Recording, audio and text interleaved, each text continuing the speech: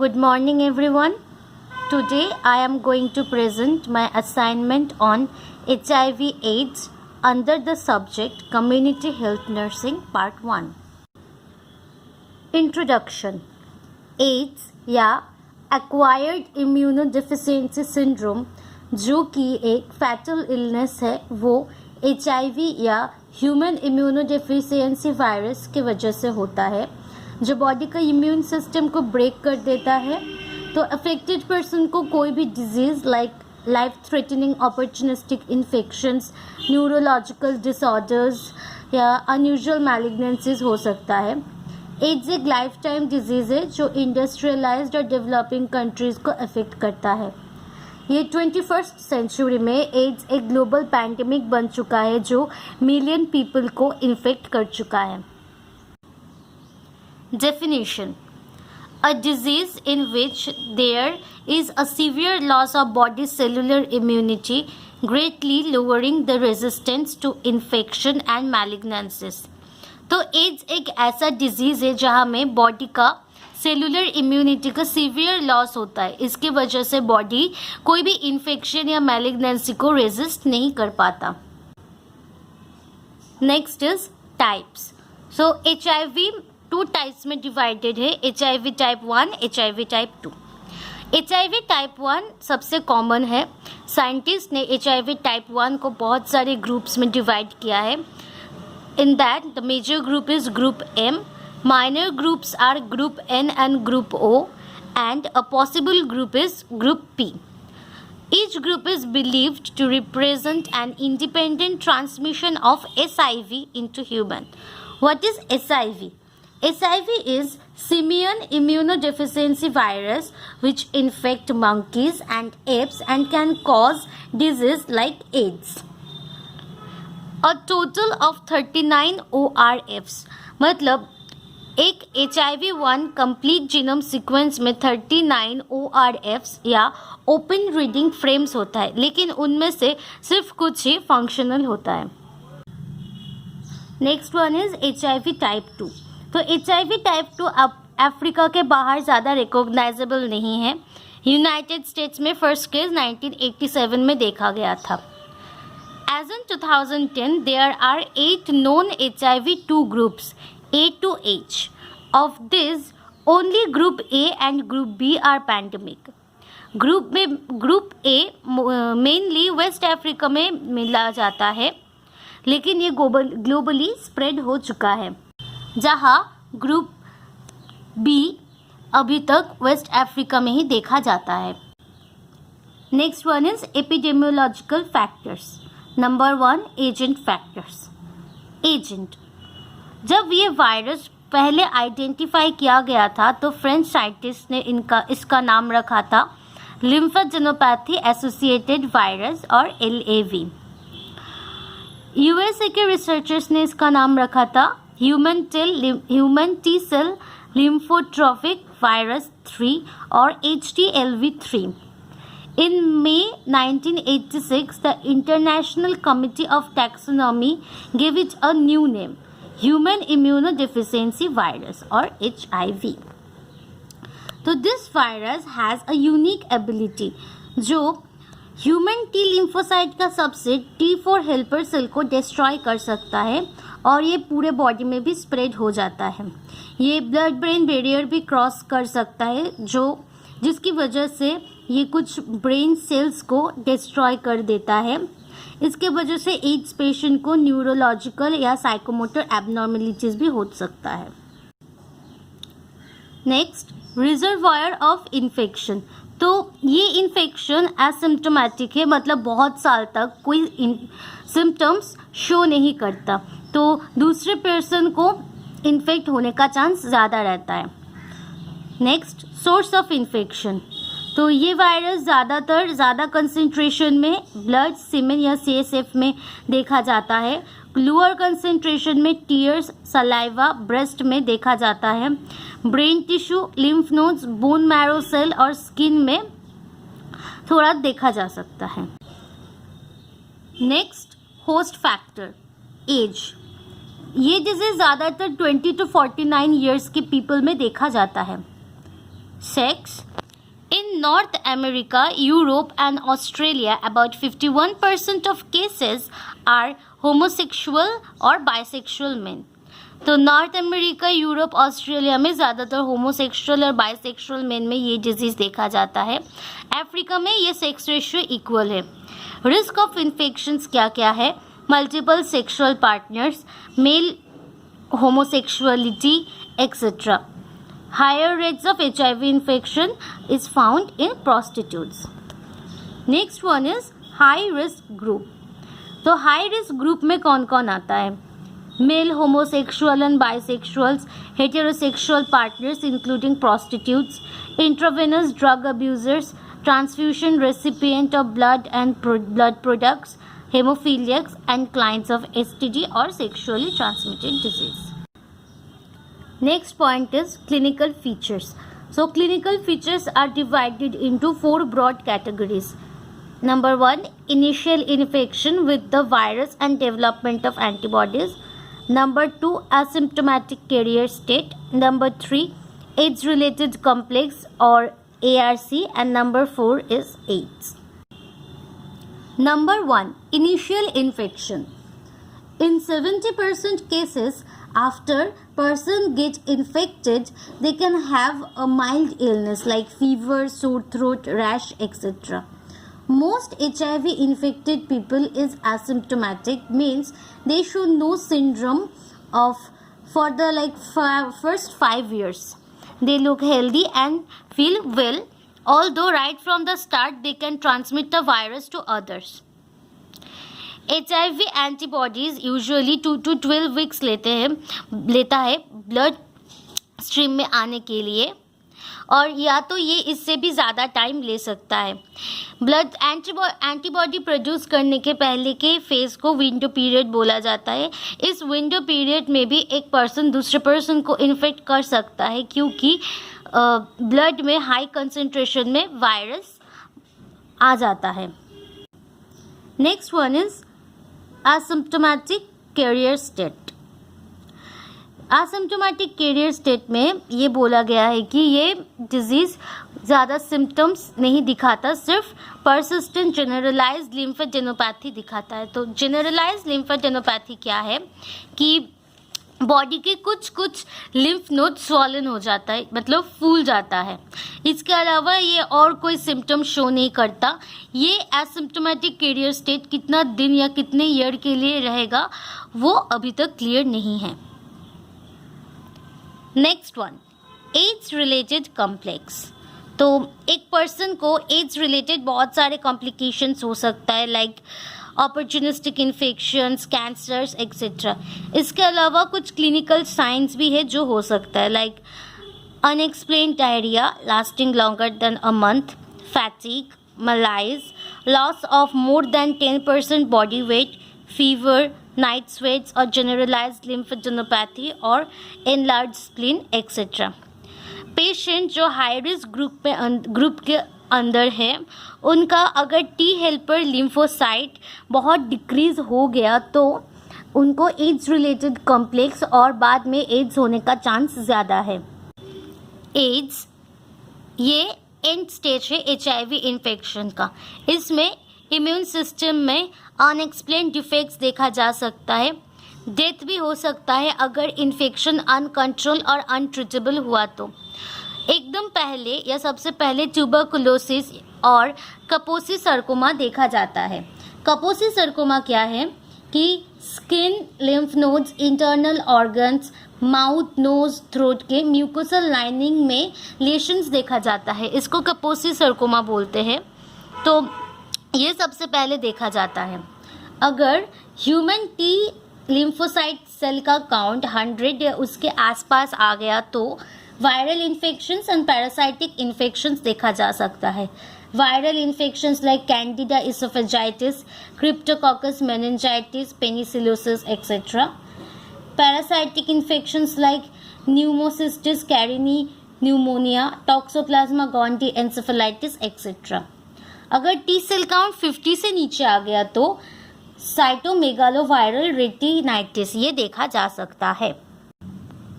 Next is diagnosis. So there are mainly three type of diagnosis: clinical staging, and laboratory diagnosis. Number one is clinical. So clinical is divided into two parts. Number A is WHO case definition for AIDS surveillance. According to WHO या world health organisation, एक adult या adolescent में अगर 2 major science और एक minor sign का combination रहा तो उसको एड्स होने का रिस्क है. मेजर साइंस क्या क्या है? Weight loss greater than 10% of body weight, chronic diarrhoea for more than 1 month, prolonged fever for more than 1 month. The fever can be intermittent or constant. Minor signs क्या क्या है? Persistent cough for more than 1 month, generalized pruritic dermatitis, herpes zoster, oropharyngeal candidiasis, chronic progressive or disseminated herpes simplex infection, generalized lymphadenopathy. तो ये surveillance क्यों करते हैं? So what is the purpose of the surveillance? Number 1, clinical manifestation can be a reliable indicator underline HIV infection. Second one is over use of HIV testing is avoided. अगर ये surveillance की वजह से जो HIV suspected person है उनका ही सिर्फ HIV testing किया जाएगा बाद में टू कंफर्म दैट, इसकी वजह से over use of HIV testing नहीं होगा. नंबर 3, एक पेशेंट जो HIV सस्पेक्टेड है उनको काउंसलिंग किया जा सकता है कि HIV टेस्ट कराने के लिए इसका उनके और उनके सेक्सुअल पार्टनर में क्या इम्प्लीकेशन होगा. सेल्फ केयर और न्यूट्रिशन के बारे में हेल्थ टॉक दिया जा सकता है. Next one is many HIV related illnesses. बहुत HIV रिलेटेड इलनेसेस भी ट्रीट किया जा सकता है जो पेशेंट का क्वालिटी ऑफ लाइफ इम्प्रूव करता है. सर्टेन ड्रग्स, तो HIV इन्फेक्टेड पर्सन को कुछ ड्रग्स से साइड इफेक्ट होता है तो वो ड्रग्स भी प्रेस्क्राइब नहीं किया जा सकता है. तो इन चिल्ड्रन में क्या होता है कि अगर 2 मेजर साइंस और 2 माइनर साइन का कॉम्बिनेशन होगा तो चिल्ड्रन में HIV सस्पेक्ट किया जा सकता है. मेजर साइंस क्या क्या है? वेट लॉस और abnormally slow growth, chronic diarrhoea for more than 1 month, prolonged fever for more than 1 month. Minor signs: generalized lymph node enlargement, oropharyngeal candidiasis, persistent cough, generalized rash, etc. ये definition children के लिए ज़्यादा specific नहीं है. Poor reason में जहाँ मैलनरिश childhood और TB common है वहाँ ये डेफिनेशन यूज़ किया जा सकता है. तो number B is expanded WHO case definition for AIDS surveillance. इसमें एक पर्सन, एक एडल्ट या एडोलेसेंट को एड्स है तभी माना जाएगा अगर HIV एंटीबॉडी टेस्ट ने पॉजिटिव रिजल्ट दिया. तो कंडीशंस क्या क्या है? ग्रेटर देन और 10% ऑफ बॉडी वेट लॉस्ट और कैकेक्शिया विद डायरिया और फीवर और बोथ इंटरमिटेंट और कांस्टेंट फॉर एटलीस्ट 1 month. कैकेक्शिया क्या है? वेट लॉस और muscle wasting that can't be reverse simply by consuming more calories. मतलब वेट लॉस होगा या मसल वेस्टिंग भी होगा लेकिन ये ज़्यादा कैलोरी गेन करने से या ज़्यादा कैलोरी लेने से रिवर्स नहीं होगा. So it is a irreversible process. Then cryptococcal meningitis, pulmonary और extra pulmonary tuberculosis, Kaposi sarcoma, invasive cervical cancer, etcetera. Next is clinical staging. WHO has developed a clinical staging to determine whether a patient is at clinical stage 1, 2, 3 or 4. They are shown as below. तो clinical stage 1 में क्या होता है? Asymptomatic या persistent generalized lymphadenopathy. Clinical stage 2 में क्या आता है? Moderate unexplained weight loss, recurrent respiratory tract infection, herpes zoster, angular cheilitis. Clinical stage 3 में आता है unexplained chronic diarrhea for longer than 1 month, unexplained persistent fever, persistent oral candidiasis, oral hairy leukoplakia. Stage 4 में HIV wasting syndrome, pneumocystis, zero vesi pneumonia, Kaposi sarcoma, extrapulmonary tuberculosis. In children, there are 3 stages. Stage 1, asymptomatic or persistent generalized lymphadenopathy.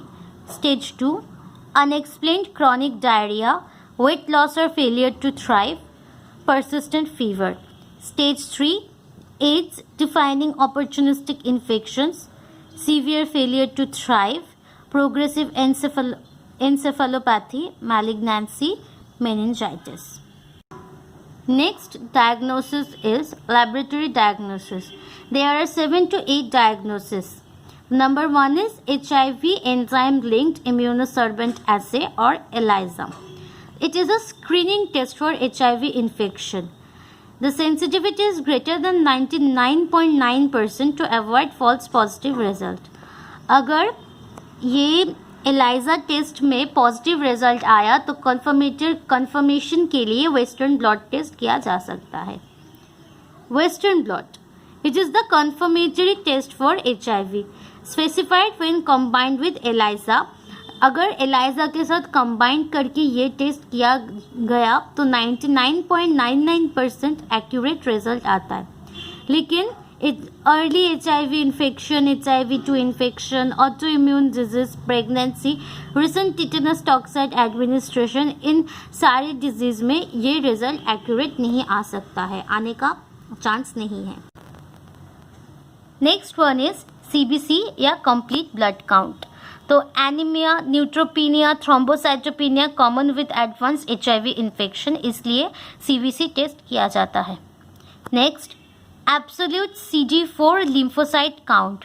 तो ये most widely used for predictor of HIV progression. HIV कितना progress हुआ है, कितना risk है progression का, कितना risk है अपॉर्चुनिस्टिक इन्फेक्शन का, ये देखने के लिए absolute CD4 lymphocyte count test किया जाता है. Next CD4 lymphocyte percentage. तो परसेंटेज ज़्यादा रिलायबल है CD4 काउंट से. अगर 14% से ज़्यादा आया तो एड्स का अपॉर्चुनिस्टिक इन्फेक्शन या मैलिग्नेंसी होने का रिस्क ज़्यादा है. Next HIV viral load test. ये टेस्ट मेजर करता है कि HIV कितना जल्दी बॉडी में कितना एक्टिवली रेप्लिकेट कर रहा है, डिजीज प्रोग्रेशन कितना हुआ है और एंटी रेट्रोवायरल ट्रीटमेंट में कितना रेस्पॉन्स किया है. Next one is B2 microglobulin, cell surface protein indicative of macrophage monocyte stimulation. इसका लेवल अगर 3.5 mg/dl से ज़्यादा हुआ तो इसका मतलब कि ये डिजीज़ रैपिडली प्रोग्रेस कर रहा है. Next and the last one is P24 antigen.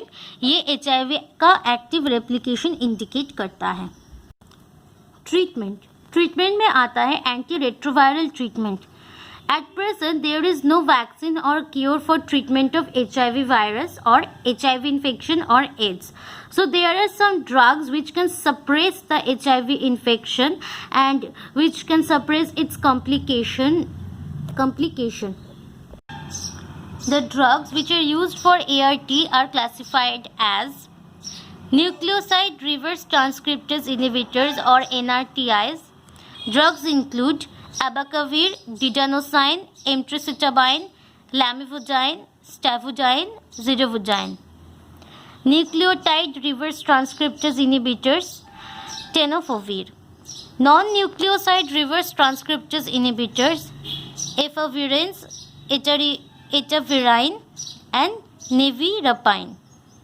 Protease inhibitors, atazanavir plus ritonavir, darunavir plus ritonavir, fosamamprinavir plus ritonavir, indinavir plus ritonavir, lopinavir plus ritonavir, saquinavir plus ritonavir. And the last is integrase and transfer inhibitors or INSTIS. इसमें आता है raltegravir. Next, antiretroviral regimen. Second line ART for adults and adolescents. The following sequence, जो sequence use कर सकते हैं as a second line NRTI option are recommended. After a failure on a tenofovir plus lamivudine or entricitabine based first line regimen, use zidovudine plus lamivudine as the NRTI backbone in second line regimen. After the failure on an zidovudine plus lamivudine or zidovudine or stavudine plus lamivudine based first line regimen, use tenofovir plus lamivudine or emtricitabine as the NRTI backbone as second line regimen. So कुछ heat stable fix dose भी है जो use किया जा सकता है, जो कि है एटाजानावीर प्लस रिटोनावीर या लोपिनावीर प्लस रिटोनावीर या तो डैरोनावीर प्लस रिटोनावीर. ये सारे हीट स्टेबल फिक्स डोज है जो सेकेंड लाइन ART में as a protease inhibitor option use किया जा सकता है. A combination of raltegravir plus lopinavir plus ritonavir can be used as a alternative second line ART. So next is second line ART for children. After failure of a first line lopinavir plus ritonavir based regimen, children younger than 3 years should be switched to a raltegravir based second line regimen.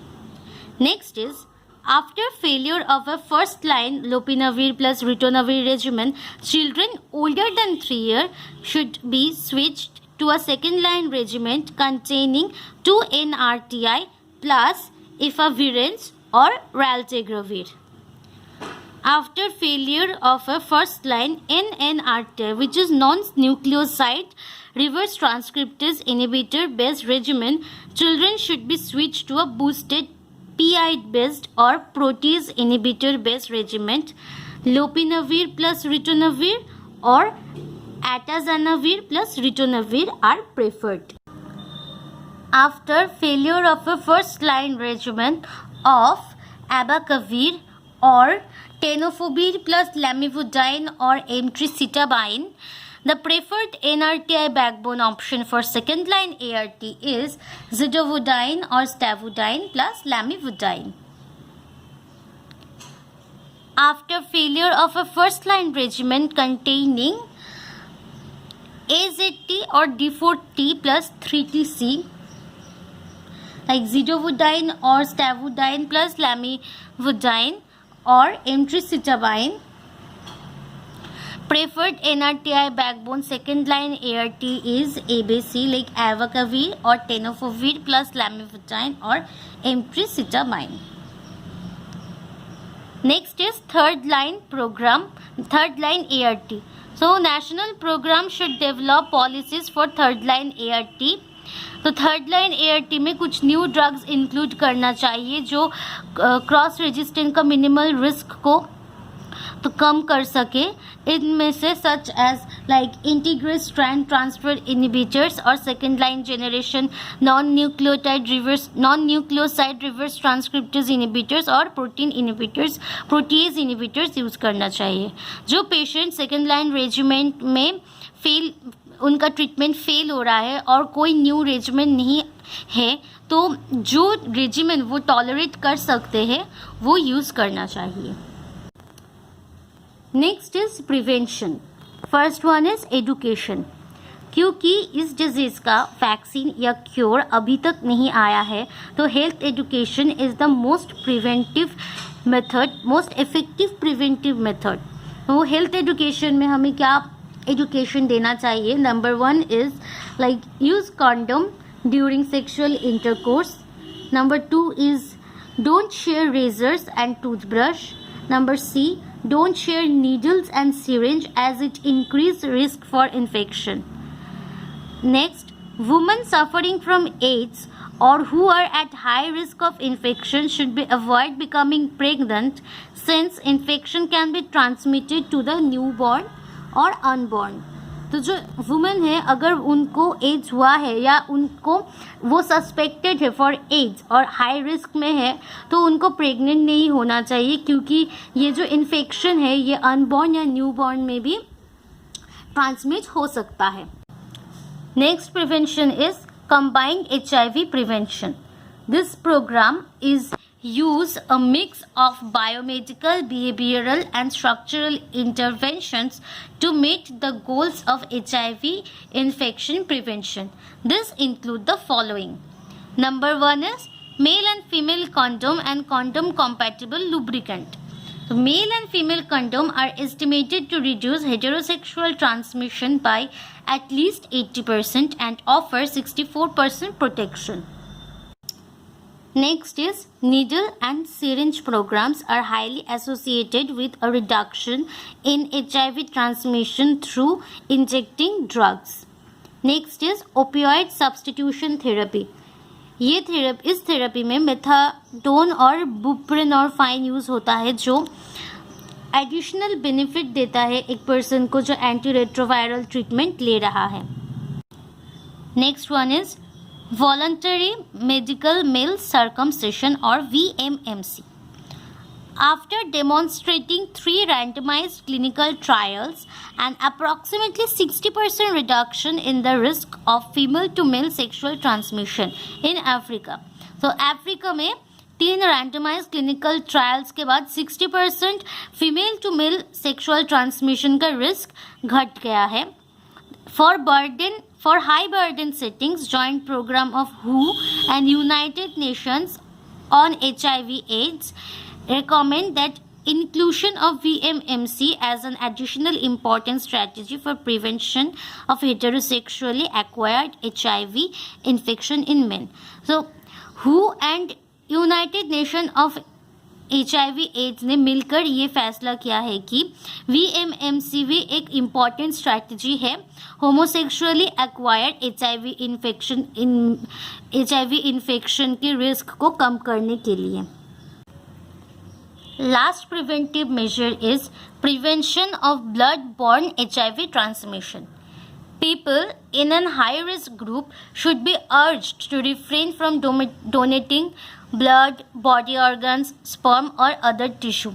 जो people high risk group में है उनको blood, body organ, sperm या other tissue donate नहीं करना चाहिए. कोई भी ब्लड ट्रांसफ्यूशन के आगे वो ब्लड HIV-1 और HIV-2 स्क्रीनिंग टेस्ट करना चाहिए उस ब्लड का. Transmission of infection to hemophiliacs can be reduced by introducing heat treatment of factor 8 or factor 9. Strict sterilization practice should be ensured in hospital and clinics. Hospital and clinics में sterilization practice procedure करना चाहिए. Syringe और disposable syringe use करना चाहिए और needles भी पहले से sterilize करना चाहिए या pre-sterilized needles यूज़ करना चाहिए. One should avoid injection unless they are absolutely necessary. अगर बहुत ज़्यादा ज़रूरत नहीं है तो किसी को injection नहीं लेना चाहिए. By this assignment, I got valuable knowledge about HIV/AIDS. I also come to know about the types, epidemiological features, clinical features, diagnostic procedure, treatment and regimen, and prevention about the disease. Lastly, I want to thank Manisha ma'am to give me this assignment and Alicia ma'am to help me to do this. For further information, you can go through the book Park's Textbook of Preventive and Social Medicine by K. Park, and also some websites like www.who.in and Wikipedia. Thank you.